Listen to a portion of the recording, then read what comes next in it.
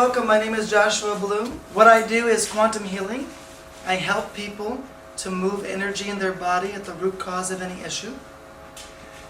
Quantum healing is very powerful, very simple, and it feels really good to do it. What I like about quantum healing is that it is so simple. There are lots of things that are very complicated out there, as you may see out here in the expo or in life, where things are, they have different strategies and different ways to do it, and you can do it this way or you can do it that way, you can figure it out this way or figure it out that way. And all of these things tend to be at the strategy level. So in order for you to benefit long term, you have to continue to do it over and over and over and over again. And though that may be useful at some level, if I have to do an hour worth of yoga every single day just to get back into my body, that's not that useful. If I can just get into my body like that and not need that strategy to get there. At the same time, yoga is a wonderful thing and can feel really good when we experience it. So it depends on the purpose for what you're doing. If by chance that I can create a change in a very fast period of time, then I may not require to go to yoga or certain types of healing in order to make that change, because it could take a long time to get that change through other modalities. This modality works very quickly. So let's talk about quantum healing. Quantum healing is cellular healing. A lot of times people will say they're doing quantum this or quantum that, and God, quantum has been so overused these days. You don't even know what they're offering. I even saw someone having quantum psychic. I'm like, okay, what is that? What does that mean? So quantum actually means cellular. Okay? So if you see somebody doing something that's called quantum, you might want to ask them what quantum means to them, because a lot of people put different meanings onto the word. The way that I use it, it's used as cellular healing, so that we're actually getting down to the small little cells in our body that holds consciousness, and we're moving energy through them. And by moving energy through your body, you can actually activate your cells and change things rather quickly. Quantum healing is about bringing your attention more inside your body. You know, it's what we might call internal referencing. Usually, we're really good at external referencing. I see the lights, I see you, I see the wallpaper has a neat little design on it. We're really great at that kind of thing. And then someone asks you, well, what about you inside? And we're like, huh? What about me inside? Yeah, I don't know, I haven't been there. I haven't checked that out. We really haven't had opportunities to see what's inside of us, because we've been taught since we were born that what's outside of us is most important. And really, it's in here. It's in here that makes the difference. So what we do is we put our attention inside of our body at the base of our spine. You may have seen in yoga where you put your attention in your second chakra. Okay? Some people say it's 2 inches below the belly button and 2 inches in. And at the same time, what yoga is about is strengthening this area so that you have a strong core. And when your core is strong, then your body will support you. Anybody hear that concept before? If I don't do yoga on a daily or weekly basis, then this won't do anything for me because it's not strong enough to support me. So there's a problem.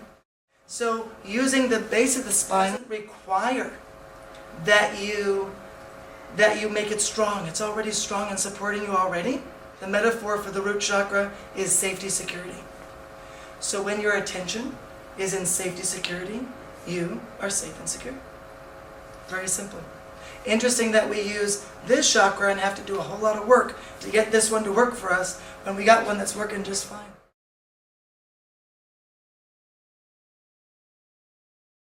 Now here's a concept I want to share with you that I think is so crucial. Everything that happens in your experience, everything, any word that anybody says, any sounds that you hear, anything that happens in your experience, actually has feelings or sensations in your body about it. Okay? So it's really amazing that if you can understand that someone says the word hospital, and oh my God, I feel it in my body. and we don't even notice it. So we've been having long conversations with people. We don't even notice that we're having feelings in our body about all the words that are pushing our buttons because we've locked it down so much so we don't have to feel it. And when we lock it down, it's a protective mechanism. If I can lock it down, I don't have to feel bad. See? That's intelligent. If I don't want to feel bad, I'll lock it all down and nobody has to know. It's not very authentic, but it's very intelligent because if we don't like what we're feeling inside, we have a mechanism called lockdown. I lock it down and I don't have to feel that way anymore. So if you're having a long conversation with someone and you're locking all those things down, what happens is you're getting triggered all over the place and you're not even recognizing it. And when you get these little pushes, people pushing your buttons and we don't notice it, it takes something big to really get us going because we've locked it down so much. And that's when we get angry and that's when we can't control it because we keep pushing down the pressure cooker. Let's push down the pressure cooker really tight until it blows. It's like putting a pot of water and a cover and putting the light on so it boils, right? And it boils and boils and boils and boils and boils. And what's going to happen eventually? It's going to pop, or it's going to leak out all over the stove. No matter what you do, even if you lock it down, eventually it's going to come up. And that's a key. This is what happens when people get anxiety attacks, depression, all these emotional issues that come up. Eventually it just says, snap, that's it. You can't hold me back anymore. I'm coming out, whether you like it or not. And so then we have what we say, oh my God, this person's really in protection. What do? They pick up the phone and they call someone. Somebody outside of them to help them because what's going on inside is not comfortable. So as we feel uncomfortable and this stuff is coming up that we have locked down, then somebody outside of us, they typically tell us that, oh, either you can't have that experience, or if you do have that experience, you're wrong or you're broken, and you shouldn't be feeling this way. And that feels really great when someone says you shouldn't be feeling this way. I feel anxious. Oh, you shouldn't be feeling that way. Well, I know, but that's just not what it is. What it is that I'm feeling that way, and then you tell me, you negate me by saying I can't be feeling that way, and so now I feel worse. Not only do I feel anxiety, but I feel the issue that you just triggered me with that says I can't feel the way that I'm feeling because it's not normal. And in our society, it is not normal, right? You go to a counselor, psychologist, somebody who tells you, you know what, you're not normal, so we're going to put you on this prescription. You can take this and that. And prescriptions, I guess the problem with them is they don't work on the root cause of the issue, they work on the symptom. So when we're working with a prescription, we're just using another mechanism to lock it down. So first of all, we locked it down on our own, and then we go to somebody who says, okay, I'll show you how to lock it down with medication. So either way, we don't experience what's inside. Not so authentic, right? Not so authentic if we can't experience that anxiety that comes up that we've been locking down for 20 years. Not so authentic because if you were locking down the anxiety, you're locking down the love at the same time. If you lock down one feeling, you lock them all down. So then you wonder why people are walking around saying, I can't feel anything. I can tell someone's energy from across the street. And most people can't tell what's happening right here inside of them. So the power of quantum healing is to open up and move the energy. Connecting with ourself is number one.